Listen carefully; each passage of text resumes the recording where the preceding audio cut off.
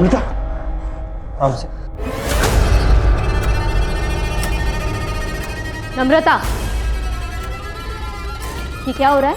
दीदी मैं खेल रही थी, स्लिप। दिन भर बस खेलना ही है तुमको? कभी पढ़ाई भी कर लिया करो। जाओ अंदर जाके पढ़ाई करो।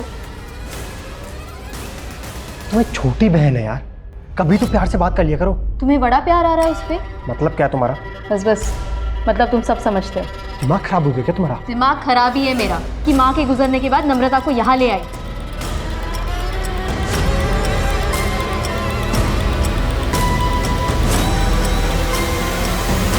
नम्रता, देख तेरा फेवरेट पिज्जा लाया हूं, जल्दी आ। थैंक यू जीजू, आप ना बहुत अच्छे हो। नम्रता, ये मार्कशीट तुम्हारे बैग में थी, दिखाए क्यों नहीं? दिन भर या तो बस खाती रहती है या तो खेलती रहती है या थैंक यू जीजू करके घूमती रहती है। अरे तुम चुप रहो। तुम इसके साथ क्या कर रहे हो ना, ये नहीं समझ पा रही है। अब रोके मत दिखा। तू ना मेरे गले की हड्डी बन गई है, ना निगल पा रही हूँ ना ही निकाल पा रही हूँ। आपको इतनी प्रॉब्लम है ना तो मैं चली जाती हूँ। नम्रता, बस ज्यादा दुलार करने की जरूरत नहीं है, आ जाएगी अपने आप।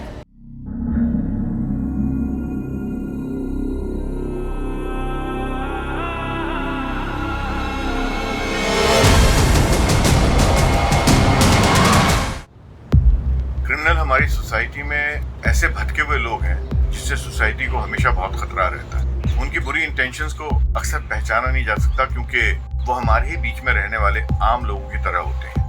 एज पर लेटेस्ट डाटा 90% क्राइम में क्रिमिनल विक्टिम्स का पहचान वाला या बहुत ही करीबी होता है। ये वीडियो सोशल अवेयरनेस के लिए होमनेस्टी लॉन्च कर रही है। ये वीडियो टीवी, सोशल मीडिया हर जगह पर सर्कुलेट होगा। देखा जाए तो इस वीडियो में जो कहा गया है वैसा मैंने भी अपने करियर में कई केसेस में देखा जहाँ क्रिमिनल विक्टिम के जानने वालों में से कोई एक होता है।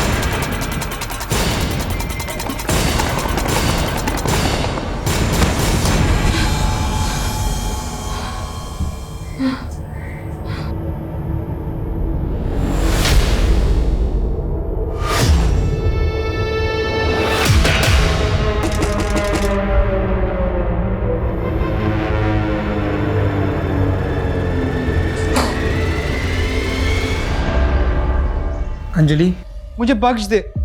मैं तुझे 1 लाख रुपए देने के लिए तैयार हूं। तूने मुझे बहुत हर्ट किया है और अब ये पैसे देके मेरा मुंह बंद करवाना चाहता है। मैं तुझे 1.5 लाख रुपए देता हूं, तू बस मुझे माफ कर दे। छूना भी मत मुझे, समझा? और अब मैं रुकने वाली नहीं हूं। तू नहीं रुकेगी, तू अब देख मैं अब क्या करता हूं। तू पागल हो गया है क्या? ये नाटक मत कर। ये नाटक नहीं है अंजलि, तू देख।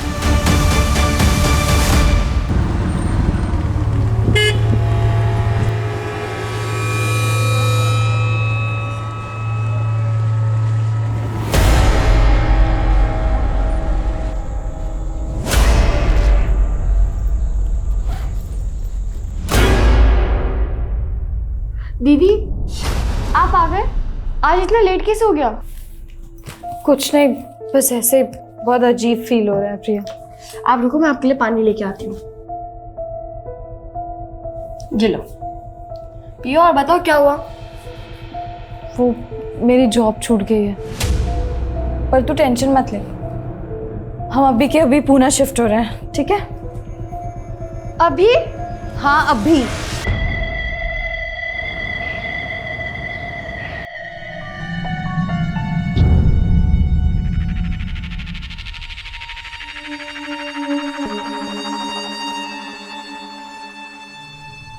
घर तो अच्छा है, लेकिन रेंट कितना है? मैंने बताया तो था ना, 6,000 रुपये महीना।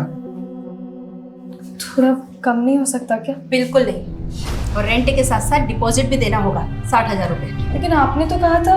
मैंने जो कहा है वही फाइनल, 60,000 रुपये डिपॉजिट और 6,000 रुपये महीना भाड़ा। देखिए मैं 60,000 तो नहीं दे सकती, लेकिन 3 महीने का एडवांस। हाँ चलेगा, ठीक है, चलेगा चलेगा। Thank you. बड़ी जल्दी उनकी शर्त मान ली आपने, पहले से जानते थे क्या? और इतना मुस्कुरा क्यों रहे थे उन्हें देखकर? अरे तेरे दिमाग में क्या शक करने का सॉफ्टवेयर पड़ा है क्या? कभी सीधा सोचती नहीं? क्या हुआ आई? अरे वो प्रकाश पता नहीं किन लड़कियों को लेके आ गया, और तेरे पापा बिना जांच पड़ताल के उन्हें घर भाड़े पे दे दिया।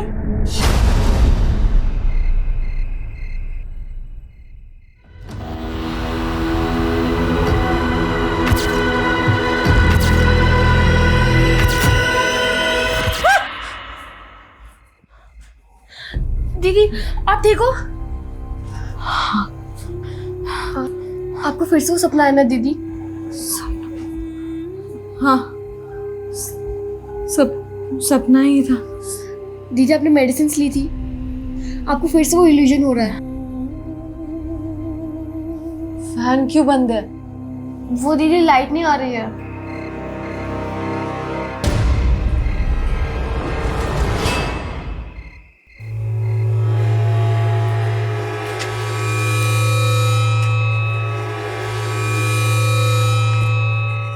गणपत, तुम्हारे इधर लाइट आ रही है, हमारी उधर नहीं आ रही। एक बार प्लीज चेक कर लोगे क्या? स्टूल मिलेगा? हाँ, मैं लेकर आज। ये लो।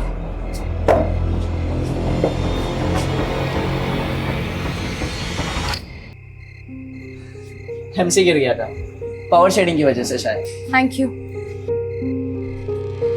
संभाल के।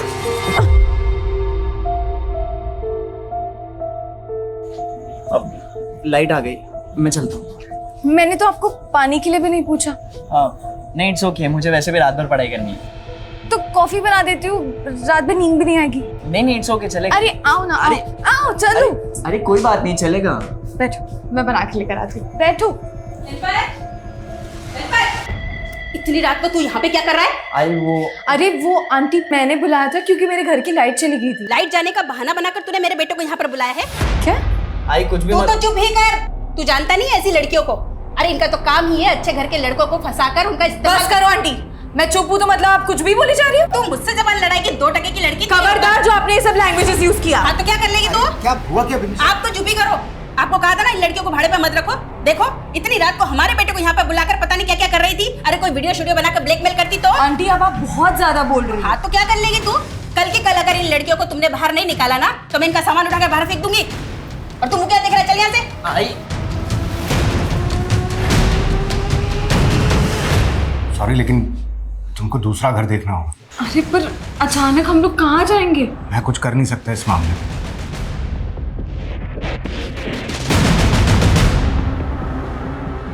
मुझे तो लगता है तेरी बीवी तेरे आसपास किसी लड़की को देखना ही नहीं चाहती। अरे मैं खुद तंग आ गया हूँ अपनी बीवी से, और ये जो लड़की है ना, ये भी कम नहीं है। उल्टी नदी बहा रही है, मेरे बेटे पर लट्टू हो रही है वो।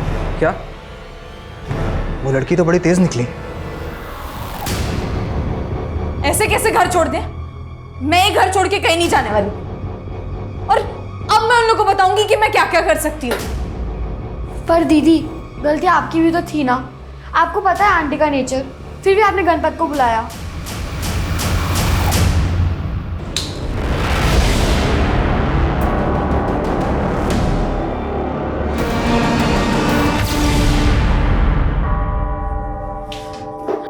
दीदी, अंजलि दीदी, दीदी उठो। अंजलि दीदी उठो। दीदी आप टेंशन मत लो, सब ठीक हो जाएगा।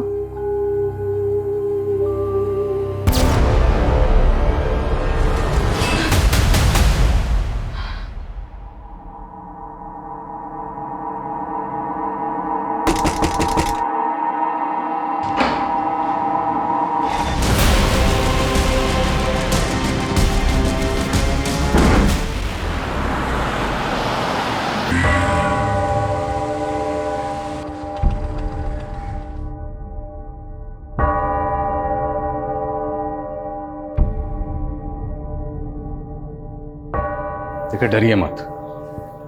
जो भी बात है साफ साफ बताइए।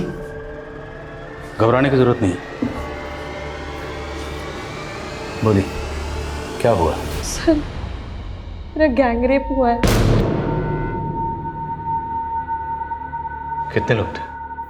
2 नहीं, ये शायद 3। आप जानती हैं उन्हें? बहुत अंधेरा था, मैं किसी का चेहरा देख नहीं सकी। कहाँ हुआ? मेरे घर। घर पे? आपकी फैमिली कहाँ रहती है? मैं अपनी छोटी बहन के साथ रहती हूँ। हम रेंट पर रहते हैं। Sir please help me. घबराइए मत, सब ठीक हो जाएगा।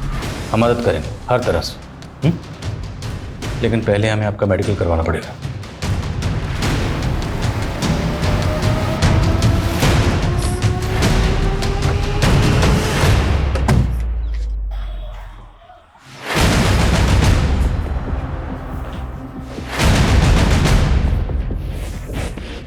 कल रात जो भी आपके साथ हुआ यही हुआ? जी सर। वो लोग ज़बरदस्ती आए होंगे, लेकिन कमरा देखकर ऐसा कुछ लग नहीं रहा। आप लोगों ने सफाई की थी? नहीं, शायद हाथ पैर बांधे थे, ये तो पक्का है ना। तो रेप करने के बाद हाथ पैर तो खोले नहीं होंगे। आपने खुद को फ्री कैसे किया? मुझे कुछ याद नहीं आ रहा है। बांधा किस चीज़ से था? इलेक्ट्रिक वायर था। कोई वायर नजर नहीं आ रहा। शायद उन्होंने मुझे खोला होगा और शायद वायर अपने साथ ले गए। ये आपकी बहन? जी। ये कल रात यहीं थी? क्या नाम है बेटा? प्रिया। प्रिया बेटा, कल रात आपकी बहन के साथ क्या हुआ था? देखा था आपने? कुछ सुना था? सर प्रिया अंदर कमरे में सो रही थी और दरवाजा बंद था। पर सुबह उठ के मैंने उसे सब बताया।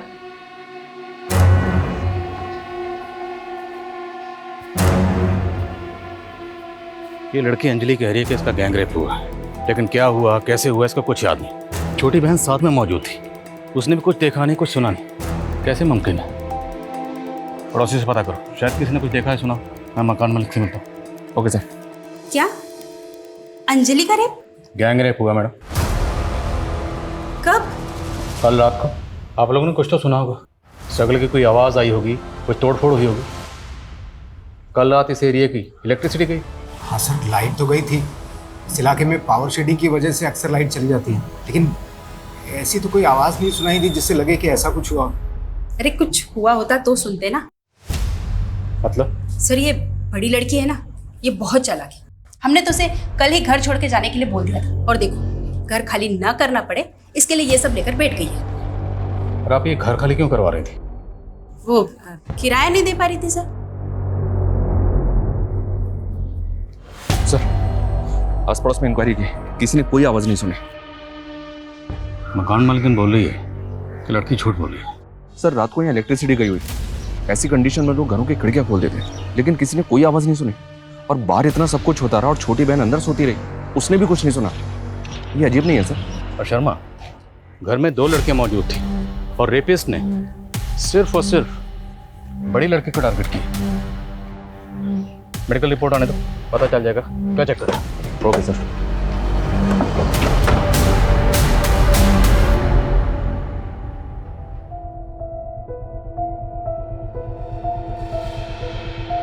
दीदी कल रात सच में आपके साथ? तो क्या मैं झूठ बोल रही हूँ? नहीं दीदी, पर फिर आपने मुझे रात में क्यों नहीं बताया?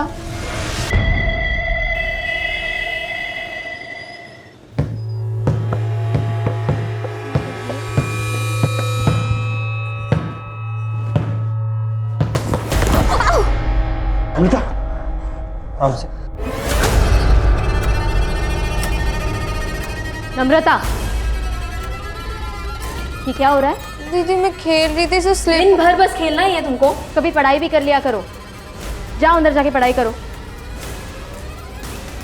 तुम्हें छोटी बहन है यार, कभी तो प्यार से बात कर लिया करो। तुम्हें बड़ा प्यार आ रहा है इस पे? मतलब क्या तुम्हारा? बस मतलब तुम सब समझते हो। दिमाग खराब हो गया क्या तुम्हारा? दिमाग खराब ही है मेरा कि माँ के गुजरने के बाद नम्रता को यहाँ ले आई।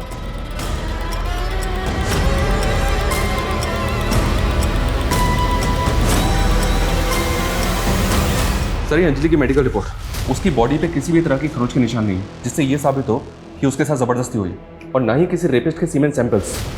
रिपोर्ट्स भी कंफर्म नहीं कर रही हैं सर कि उसके साथ रेप हुआ है, हालांकि लड़की सेक्सुअली एक्टिव थी। अंजलि की बॉडी पे किसी रेपिस्ट के सेमेन नहीं मिले और उनके घर पर उन 2 बहनों के अलावा किसी तीसरे शख्स के फिंगरप्रिंट्स नहीं मिले। अंजलि की मकान मालिक ने बोला था सर कि अंजलि झूठ बोल रही है, और ये रिपोर्ट्स भी इसी तरफ इशारा कर रही हैं।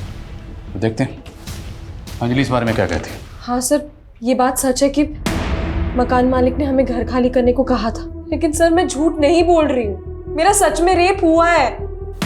गैंग रेप कहा था। हाँ, और आपकी बॉडी पर किसी रेपिस्ट के सीमन नहीं मिले। लेकिन सर उन लोगों ने मेरे साथ जबरदस्ती की थी। हाँ लेकिन उन लोगों ने मेरे साथ रेप करने के बाद मुझे जबरदस्ती नहला दिया था। सर शायद इसी वजह से सिमरन। ये आपने हमें पहले क्यों नहीं बताया? सर मैं बहुत ज्यादा पैनिक हो गई थी, मेरे साथ इतना सब कुछ हुआ, लेकिन आप लोग भरोसा करने के लिए तैयार ही नहीं। मीडिया वाले सही कहते हैं, आप लोग के इसी रवैये की वजह से ना 90% ऑफ रेप विक्टिम रिपोर्ट लिखवाने से डरते हैं। देखिए हम खुद कुछ नहीं कह रहे हैं, ये सब आपकी मेडिकल रिपोर्ट में लिख के रहा है, और आपकी बहन भी तो मौजूद थी। प्रिया बेटा, हमें वाकई समझ में नहीं आ रहा, आपकी बहन के साथ इतना कुछ हुआ, आपने कुछ देखा नहीं, कुछ सुना नहीं, कैसे? वो सर, मुझे उस दिन फीवर था, इसलिए मैं दवाई लेकर सो गई थी, शायद इसलिए मेरी आंखें नहीं खुली। सर मुझे ऐसा लग रहा है कि अंजलि ने अपनी बहन को रटा दिया है, जो उसे हमारे सामने क्या बोलना है। एक काम करते हैं, अंजलि से थोड़ा सख्ती से इंक्वायरी करते हैं। नहीं कर सकते, देखा नहीं तो कैसे मीडिया का हवाला देकर रेप विक्टिम्स की बातें कर रही थी। अगर हमने ऐसा किया तो मीडिया में बवाल मचाएगी कि हम उसकी बात सुन नहीं रहे। तो फिर क्या करना चाहिए सर? पता करना होगा कि अंजलि झूठ किस मकसद से बोल रही है।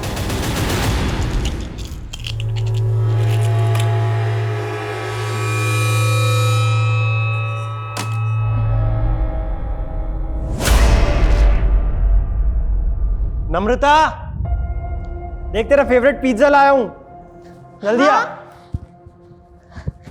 थैंक यू जीजू, आप ना बहुत अच्छे हो। नम्रता, ये मार्कशीट तुम्हारे बैग में थी, दिखाए क्यों नहीं? दिन भर या तो बस खाती रहती है, या तो खेलती रहती है, या थैंक यू जीजू करके घूमती रहती है। अरे तुम चुप रहो। तुम इसके साथ क्या कर रहे हो ना, ये नहीं समझ पा रही है। अब रोके मत दिखा। तू ना मेरे गले की हड्डी बन गई है, ना निगल पा रही हूँ ना ही निकाल पा रही हूँ। आपको इतनी प्रॉब्लम है ना, तो मैं चली जाती हूँ। नम्रता, बस ज्यादा दुलार करने की जरूरत नहीं है, आ जाएगी अपने आप। ये अंजलि और प्रिया को तुम कब से जानते हो प्रकाश? सर मैं उन्हें पर्सनली नहीं जानता, मैंने उन्हें किराए पे घर दिलवा दिया था और उन्होंने मुझे मेरा ब्रोकरेज दे दिया। एक चोट कैसे लगी तुम्हें? सर ये वो मेरी बाइक स्लिप हो गई थी। अच्छा, ये दामोदर की बीवी कह रही थी कि वो लड़कियां उनका किराया नहीं दे रही थी। नहीं सर, उन्होंने तो 3 महीने का एडवांस दिया था। तो फिर वो उन्हें घर से क्यों निकालना चाहती थी? उनके बेटे गणपत की वजह से सर। मतलब? सर दामोदर की बीवी को लग रहा था कि वो लड़की उसके बेटे के साथ दोस्ती बढ़ा रही है। अरे टेंशन है तभी तो मना कर रहा हूँ तू जाने के लिए, कुछ दिन आना मत। अच्छा ठीक है, मैं तेरे से बाद में बात करता हूँ। हाँ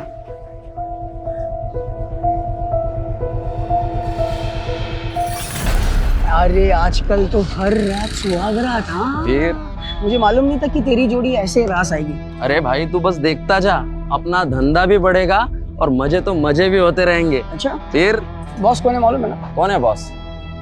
एक चीज याद रखना, क्या? 30% तू और 70% मैं। मतलब बॉस तू है? आजा तेरे को खाना खिलाता हूँ। अरे बैठ। अरे नरेंद्र, क्या चश्मा पहना है नरेंद्र। ये ले तेरे लिए इम्पोर्टेंट सिगरेट है, कस्टम का माल है, कश कश के पीना। क्या सच बोलो ना, वहाँ दे दे। तो सिगरेट पी के मुझे फेफड़े जला के जल्दी नहीं मरना है। दिन की 3 सिगरेट पीता हूँ बस है भाई। वादे का पक्का नरेंद्र। क्या खिला दिया तू उसको? तू कुछ भी बोलती है इसके लिए बन जाती है पत्थर की लकीर। हाँ तू तो मेरी हर बात भजियो जैसी तल देता है ना। छोड़ना यार, मेरे को भूख लगी है, कुछ खिला दे। फ्री में नहीं दूंगी। इतनी महंगी सिगरेट पिलाता हूँ उसको मैं। हाँ, और तू क्या मेरी माँ हो के तू ऐसा दुकान वाली बात करेगी? तुझे बड़ी पड़ी है अपनी माँ बाप की। बाप की आंखें नहीं है, माँ के घुटनों में दर्द रहता है। कभी बटाता है तू हमारा हाथ? मुझे ये स्टॉल वॉल में इंटरेस्ट नहीं है। अपना देखना यही सड़क पे एक आलीशान रेस्टोरेंट होगा, फिर रेस्टोरेंट में जाके खाना खा। सर मैंने अंजलि के पिछले दिनों के मोमेंट्स चेक किए, वो पिछले 2 महीने से अलग अलग ऑफिस में इंटरव्यू दे रही है जॉब के लिए, लेकिन अभी तक जॉब मिली नहीं उसको। मतलब जॉबलेस थी? Yes sir. उसके मकान मालकिन भी कह रही थी कोई किराया नहीं दे पा रही थी, तो क्या मतलब मकान खाली ना करना पड़े सिर्फ इसलिए कोई लड़की इतना बड़ा झूठ बोलेगी? हो सकता है सर उसे कोई दिमागी परेशानी। कैसी दिमागी परेशानी? उसके घर के पास एक केमिस्ट है सर, जहाँ अंजलि हर फ्राइडे जाती है और 1 हफ्ते की दवाइयाँ खरीदती है। मैंने उस केमिस्ट से बात की, उसने बताया कि अंजलि ये दवाइयाँ साइकाट्रिस्ट के प्रेस्क्रिप्शन पे खरीद रही है। नासिक की सर्वदीप डिस्पेंसरी की प्रेस्क्रिप्शन थी वो। सर क्या मैं आपको पागल लगती हूँ? बिल्कुल नहीं। पर आपको मेंटल हेल्थ के क्या इश्यूज हैं? किस चीज़ की मेडिसिन ले रही हैं आप? मैं मेंटल स्ट्रेस से गुजर रही हूँ। कैसी स्ट्रेस? सर लाइफ में स्ट्रेस कम नहीं है। जॉब का स्ट्रेस, सर्वाइवल का स्ट्रेस, रेंट का स्ट्रेस और प्लस मेरी बहन का फीस का स्ट्रेस। सर मेरे अलावा मेरी बहन का इस दुनिया में कोई नहीं है। देखिए मैं समझ रहा हूँ, लेकिन आप नहीं समझ रहे। आप एक ही सवाल बार बार पूछे जा रहे हैं, उसकी वजह से मुझे और स्ट्रेस हो रहा है। सर मेरे साथ इतना कुछ हुआ है और आप बाल की खाल निकालने पे तुले हैं। मैडम अभी तो बाल ही नहीं मिला तो खाल क्या निकालेंगे? एक भी ऐसा क्लू नहीं मिला जिससे साबित हो कि आपका रेप हुआ। सर आप लोगों ने तो ठान ही लिया कि आप लोग मुझे इंसाफ दिलवाएंगे ही। मैं आप लोगों को कितनी बार बोलूं कि मैं झूठ नहीं बोल रही हूँ? अब क्या अपने आप को जलाकर अग्नि परीक्षा देनी होगी? ठीक है तो फिर यही सही। दीदी नहीं, छोड़ो उसे। छोड़ दो मुझे। अगर आप लोग इंसाफ नहीं दिला सकते ना तो मर जाने दो।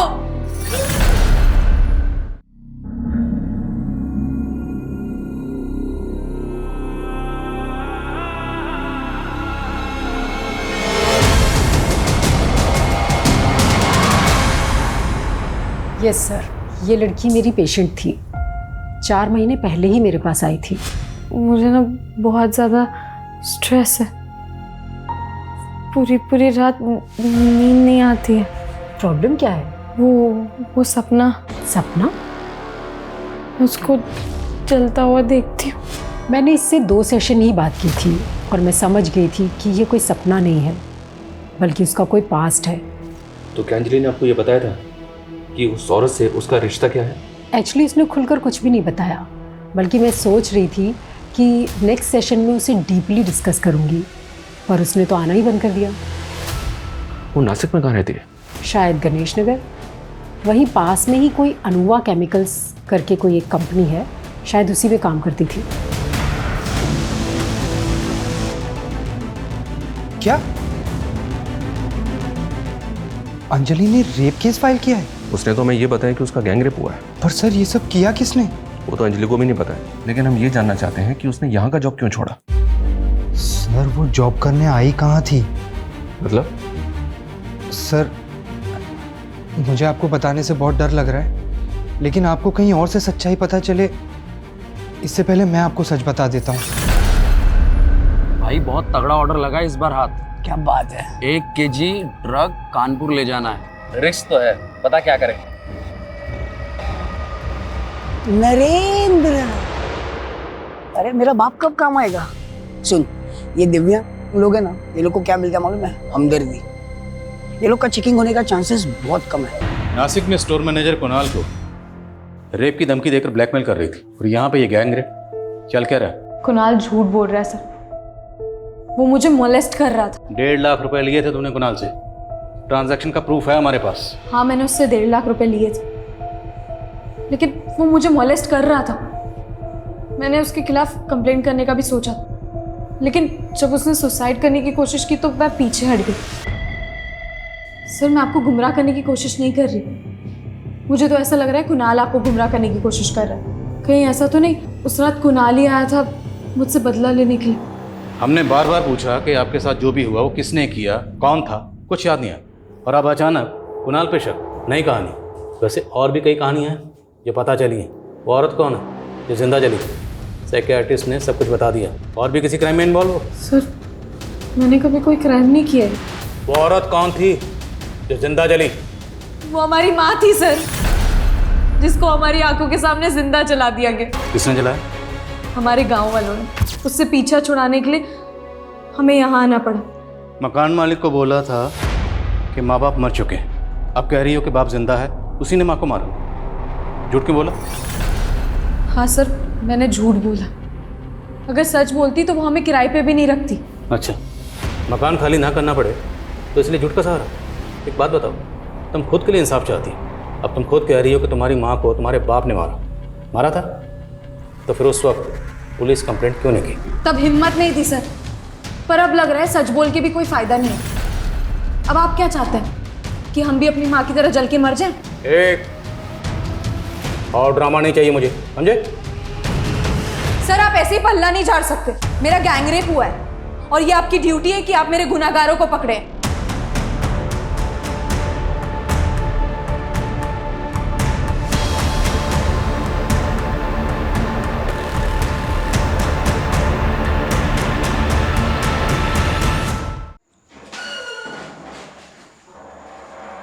ये काफी सदमे में है। पूछिए इसे इसके साथ क्या हुआ था और इस मार्केट में कैसे पहुंची।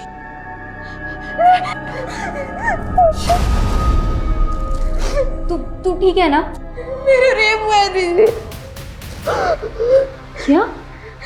ऐसी सारी बातें नहीं करते नम्रता। नहीं दीदी, मैं सच कह रही हूँ। चुप कर, तुझे नहीं समझ आ रहा। किसने क्या तुम्हारे साथ ये सब? बोलो बेटा, डरो मत। नहीं मैम, इसके साथ कुछ नहीं हुआ है। ये झूठ बोल रही है। झूठ बोल रही है? अभी इसने खुद कहा। मैंने कहा ना आपसे, इसके साथ कुछ नहीं हुआ है। ये बस हमसे नाराज थी, इसीलिए घर से भाग गई थी। हमें इससे बात करने दो। मैम मैंने कहा ना आपको, इसके साथ कुछ नहीं हुआ है। तू बता ना इनको, बता इनको। बोलो। देख लिया आपने? ठीक है, ये इसके साथ कुछ नहीं हुआ है। नम्रता,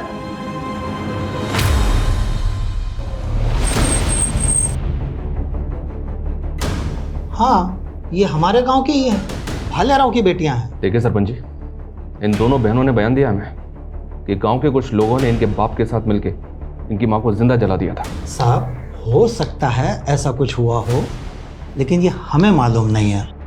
और इनका बाप कुछ भी कर सकता है। एक नंबर का कमीना है, अपनी बीवी से धंधा करवाता था, जानवर। चल। कहाँ भाग गई थी? और ये क्या नई स्टोरी बनाई है? मेरा सच में रेप हुआ। बस, आज के बाद ये बात तेरी जुबान पे नहीं आनी चाहिए। अंदर जा और कपड़े बदल, और आज से तेरा इस घर के बाहर निकलना बंद। अंजलि के गांव वालों का भी यही कहना है सर कि अंजलि और प्रिया का बाप उनकी मां से धंधा करवाता था। हो सकता है अंजलि और प्रिया उससे भाग रही हैं। तो शर्मा, अंजलि ने हमें जो अपने पास्ट के बारे में बताया, उसमें सच्चाई तो है। लेकिन सर भरोसा नहीं कर सकते। हो सकता है दोनों बहनें अपने बाप के कहने पे लोगों से गलत तरीके से पैसा वसूल करती हैं, जैसे अंजलि ने कुणाल को हनी ट्रैप करके ब्लैकमेल किया। और यहाँ वो कह रही है कि उसके साथ गैंग रेप हुआ, लेकिन अभी तक इसका कोई सबूत नहीं मिला सर। हो सकता है इसके पीछे अंजलि का कोई एजेंडा हो। लेकिन शर्मा, सबूत तो एजेंडे के भी नहीं मिले। क्यों ना हम इस केस को इस नज़रिए से तहकीकात करें कि अंजलि के साथ ये सब कुछ हुआ है। हो सकता है ये कोई रैंडम क्रिमिनल हो। एरिया के जितने भी उठाए गिरे हैं, हिस्ट्री शीटर हैं, सबको उठाओ। और अगर ये गैंग रेप है तो फिर अंजलि के साथ किसने किया? उसने कुणाल पे शक जताया था सर। देखता हूँ वो उस रात कहाँ था। एजेंट प्रकाश को भी चेक करो। और दामोदर के बेटे गणपत के साथ अंजलि फ्रेंडली हो रही थी, इसलिए दामोदर की बीवी विनीशा दोनों बहनों से मकान खाली करवा रही थी। फिर उस फैमिली को चेक करो। Okay sir.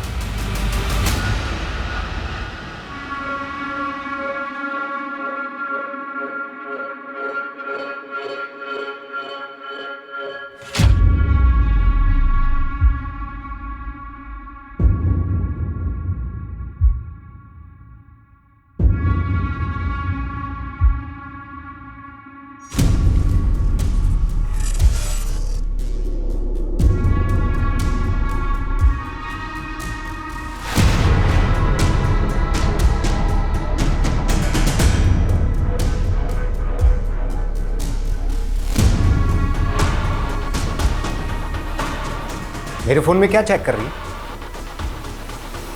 यही कि उस रात तुमने किसे कॉल किया?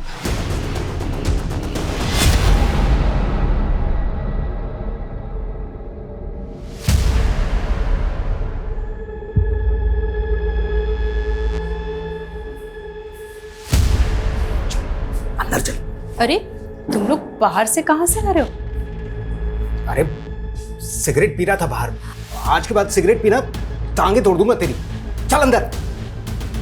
तुमने गणपत को सिगरेट पीते हुए ही देखा था या उसने तुम्हें कुछ करते हुए देख लिया था? क्या बकवास कर रही है तू? हाँ, तो उस रात प्रकाश को क्यों कॉल किया था तुमने? अरे तू ही तो बोली थी कि लड़कियों से घर खाली कराने का है। अभी उनके एजेंट को तो बोलना पड़ेगा ना।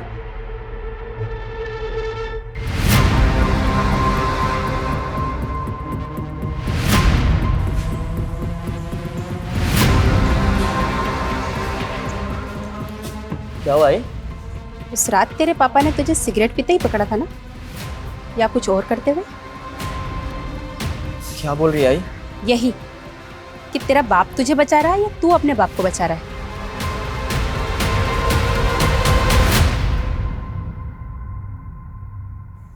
दीदी, मैं आप पर डाउट नहीं कर रही हूँ, पर मुझे अभी भी एक बात समझ में नहीं आई। मैं भले उस रात दवाई लेकर सो गई थी, पर आप चिल्लाते तो कोई ना कोई तो सुनता। मैं जोर जोर से चिल्ला सकती थी, लेकिन मैंने ज्यादा स्ट्रगल नहीं किया तेरी वजह से। मेरी वजह से? क्योंकि अगर मैं चिल्लाती तो तू भी उठ जाती, और फिर उन लोगों को पता चल जाता तो जैसे मेरे साथ किया वैसे तेरे साथ भी करते।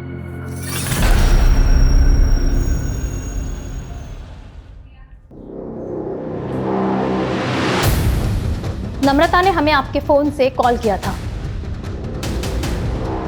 उस दिन तो आप दोनों ने इसे बोलने नहीं दिया, लेकिन अब हम नम्रता से बात करेंगे।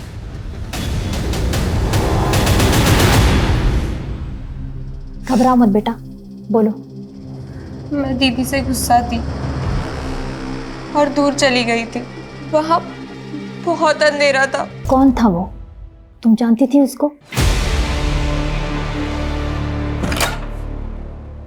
अंजलि है बेटा।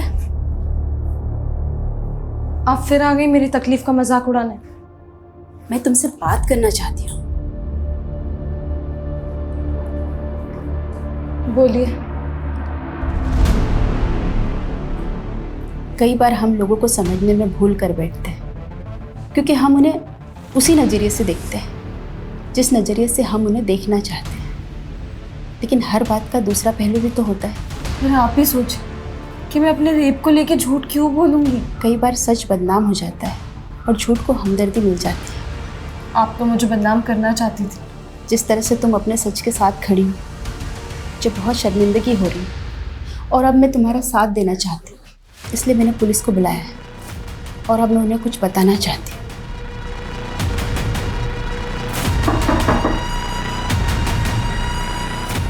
सर, उस रात मैंने यहाँ से कुछ आवाज़ें सुनी थी। पर ये अचानक आपका हृदय परिवर्तन कैसे हो गया? सर, याद आया तो बता दिया। अब कुछ सुना था तो कुछ देखा भी तो होगा।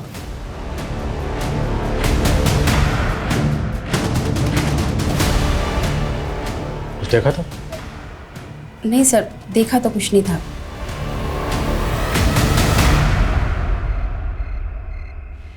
सर, भले ही अंजलि की मकान मालकिन भी उस पर भरोसा कर रही है, लेकिन अभी तक ऐसा कोई क्लू नहीं मिला है जिससे पता चले कि उस रात 2 या 3 लोग उस घर में आए थे जिन्होंने अंजलि का रेप किया था। दामोदर, गणपत और आसपास के कुछ लोगों को कॉल रिकॉर्ड चेक किए मैंने, लेकिन किसी में भी कुछ भी सस्पिशियस नहीं मिला। और सर, लोकेशन रिकॉर्ड से भी कुछ भी नहीं मिलेगा हमें, क्योंकि ये सारे लोग एक ही एरिया में रहते हैं। इस कुणाल की भी एलिबाई चेक की मैंने, वो उस रात नासिक में ही था। उसके कॉल और लोकेशन रिकॉर्ड में भी कुछ भी सस्पिशियस नहीं मिला। विनिशा का बेटा गणपत, इसकी अंजलि से दोस्ती थी, तो क्या विनिशा अंजलि का जज्बा देख कर डर गई, घबरा गई, इसलिए अंजलि को कॉन्फिडेंस में लेने का नाटक कर रही? और जिस तरह से ये सब कुछ अंधेरे में हुआ है, डीएनए मिटा दिया गया, घर की एक एक चीज़ बिल्कुल अपने ठिकाने पे थी, परफेक्ट। ये सब तो कोई ऐसा शख्स कर सकता है जो उस घर के चप्पे चप्पे से वाकिफ हो। उस दिन उस एरिया में इलेक्ट्रिसिटी नहीं थी, यहाँ तक कि स्ट्रीट लाइट भी ऑफ थी। राइट सर, और ज़्यादातर सीसीटीवी ऑफ थे। क्या क्रिमिनल पहले से जानता था कि लाइट जाने वाली है? क्या क्रिमिनल इलेक्ट्रिसिटी बोर्ड से जुड़ा हो सकता है? सर, मैंने एक चांस लिया था। उस रात नाइट ड्यूटी पे जितने भी इलेक्ट्रिसिटी बोर्ड के वर्कर्स थे, उन सब की लिस्टिंग की थी मैंने। यहाँ तक कि उस एरिया के जितने भी हिस्ट्री शीटर हैं, सेक्स ऑफेंडर्स हैं, उन सब से बात की मैंने, पर कुछ मिला नहीं सर। मैं इस केस फाइल को अनसॉल्व केसेस की फाइल में नहीं देख सकता। इस केस को हमें किसी भी सूरत में सॉल्व करना है। सर, हमें ऐसे 2 केसेस मिले हैं जिनमें रेप विक्टिम की स्टेटमेंट अंजलि की स्टेटमेंट से काफी मैच कर रही है। कानपुर में एक 14 वर्षीय बच्ची के साथ रेप हुआ था सर, और जयपुर में 60 वर्षीय क्रिमिनल्स ने क्राइम करने के बाद विक्टिम्स को नहला दिया था सीमेंट वाइप आउट करने के लिए। और ये दोनों केस घर के अंदर नहीं हुए सर, घर के बाहर ऐसी जगह पे हुए जहाँ काफी अंधेरा था। मतलब इन तीनों केसेस में मोडस ऑपरेंडी के अलावा अंधेरा भी कॉमन है। हमें लगता है कि आप तीनों का रेपिस्ट एक ही है, इसलिए जिस दिन ये वारदात हुई, हम जानना चाहते हैं कि उस दिन आपके साथ क्या क्या हुआ, डिटेल में। सर, उस दिन मेरे बहू के साथ झगड़ा हुआ था। मैं बीकानेर जाना चाहती थी अपने भाई के घर, बस स्टॉप के पास किसी ने कहा कि दिन की आखिरी बस निकल गई है। वहाँ से बाईपास 1 किलोमीटर दूर था। मुझे कोई रिक्शा नहीं मिला, मैं पैदल ही जा रही थी। मैं दीदी से गुस्सा थी, मुझे तो घर भी नहीं जाना था और मुझे एक बेगर ने परेशान करने की कोशिश की थी। उसने मुझ पर इत्र डाल दिया था। मुझे भूख लग रही थी तो मैंने देखा कि एक बैंक्वेट में फंक्शन हो रहा था। मैंने अंदर जाने की कोशिश की तो वहाँ के गेट कीपर ने मुझे बाहर निकाल दिया। सुनो बेटा। फिर एक ब्लाइंड अंकल ने मुझे खाने के लिए बिस्किट्स दिए। मैं वहाँ से भी चली गई थी। लेकिन सर, उस इंसिडेंट के 2 दिन पहले एक ब्लाइंड मैन आया था मेरे घर पे। वो सेल्समैन था। जी जी, मैं ज़ायरस मशीन से आया हूँ। इन्वर्टर इंस्टॉल किया था हमने आपके यहाँ, उसकी कंप्लेंट है। फिर वो मेरे गांव का नाम भी पूछ रहा था। सर, जितनी सफाई और चालाकी से क्राइम्स किए गए हैं, जहाँ क्रिमिनल्स ने डीएनए तक नहीं छोड़ा है, मुझे नहीं लगता कि कोई ब्लाइंड मैन ऐसा करेगा। तो मुमकिन है कि कोई ब्लाइंड मैन को सिर्फ रैके के लिए इस्तेमाल कर रहा हो, या फिर वो ब्लाइंड हो ही नहीं, ब्लाइंड होने का नाटक कर रहा। क्योंकि नम्रता की क्राइम सीन से जो ब्लाइंड मैन गायब वो आज तक मिला नहीं। जरा उस कंपनी में पता करो, क्या वहाँ पर कोई blind man salesman? Okay sir.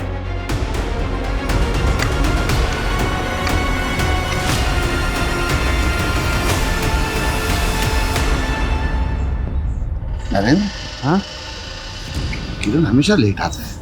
हाँ, अभी क्या कर सकते हैं। किरण आ गया। कितना वेट कराता है तू? अरे वेट मैं कहाँ करवाता हूँ, वेट तो तू करवाता है। हाँ? हर औरत के साथ सबसे पहले लगता है। हाँ? और इतना लंबा लगता है कि हमें इंतजार करना पड़ता है।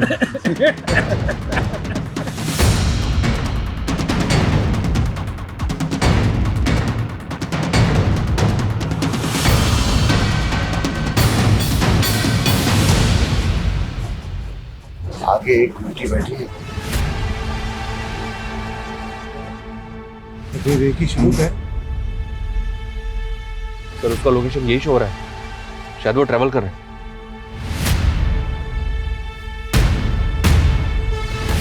कहीं वो इस बस में तो ट्रैवल नहीं कर रहा? हो सकता है सर। फॉलो करो बस को।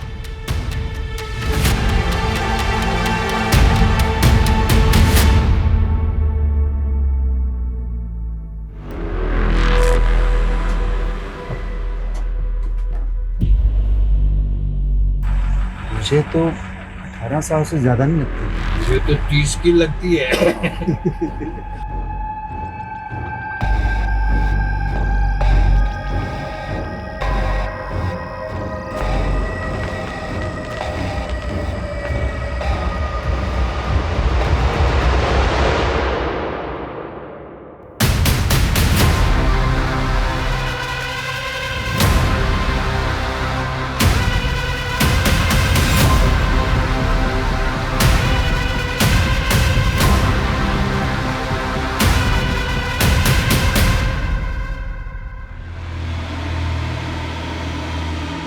हमें लग रहा था कि कोर्ट में इनका जुर्म साबित करना मुश्किल होगा, और इनकी हरकतें अपने आप में सबूत है। वीडियो बनाओ इनका।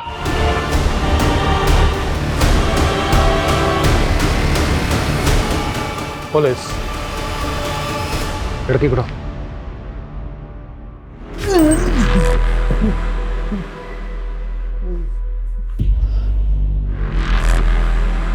कानपुर की नम्रता, जयपुर की शांता और पुणे की अंजलि, तीनों विक्टिम्स ने तुम लोगों की तस्वीरों को आइडेंटिफाई किया। हो ही नहीं सकता, आप हमारे खिलाफ कुछ साबित नहीं कर पाए हैं। सब साबित होगा जब तुम तीनों को खड़े करके कोर्ट में विक्टिम के सामने तुम्हारी परेड करवाएंगे। और आज उस लड़की के साथ जो तुम लोग छिछोरी हरकतें कर रहे थे, उसका वीडियो है हमारे पास। अब बोलोगे या डंडा सुंघाएं तुम लोगों को? वो हम तीनों दोस्तों को लत सी है, किसी भी औरत की खुशबू सूंघ के हम उसकी खूबसूरती का अंदाज़ा लगा लेते हैं। और उस बच्ची के इत्र की खुशबू ने मुझे मदहोश कर दिया। तब मैं कानपुर घूमने गया था। तुम सिर्फ रैंडम लड़कियों को टारगेट नहीं करते शारिक। तुम्हारा असली नाम शारिक है, ये मैं पता चल गया। तुमने अपना नाम बदला सुधीर और बन गए इन्वर्टर सेल्समैन। वो वर्धा में मुझसे एक कांड हो गया था, वहाँ की पुलिस सारिक नाम के आदमी को ढूंढ रही थी, इसलिए मैंने नाम बदल लिया। वर्दा, अंजलि भी वर्दा की है, तो जानता है ना उसको? जी माफ कीजिएगा, आपकी आवाज कुछ जानी पहचानी सी लगती है। उसके गांव के पास ही मेरा गांव था, उसके बाप को भी जानता था मैं, बहुत पहले उसकी फैमिली से भी मिला था। आवाज से पहचान लिया? मुमकिन ही नहीं है। दिखता है ना तुझे, अंधा नहीं है ना तू? मैं पार्शियली ब्लाइंड हूँ, 70% अंधा हूँ मैं, और ये किरण ये 60% अंधा है, और नरेंद्र कंप्लीट ब्लाइंड। ताज्जुब इस बात का नहीं कि तुम लोग विक्टिम्स के साथ रेप करने के बाद उन्हें नहला देते थे ताकि सीमेंस धुल जाए। तुम्हें ये सब पता था, इस बात की हैरानी नहीं है। हैरानी इस बात की है कि विक्टिम्स को पता नहीं चलता था कि तुम लोग अंधे हो, ब्लाइंड हो, और इतनी सफाई से अपना काम करके निकल जाते थे। कैसे करते थे इस? अंधेरा आंख वालों की कमजोरी है, हमारी नहीं।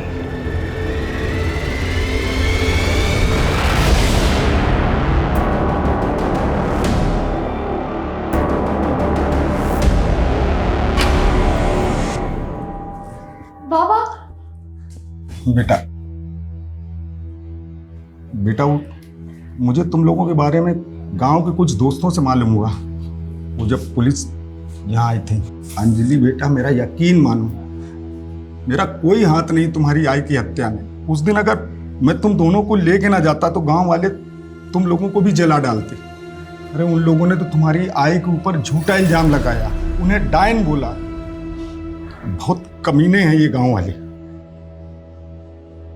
बेटा मैं तुम्हारी आई से बहुत प्यार करता था, और बेटा मैं तुम दोनों से भी बहुत प्यार करता हूं।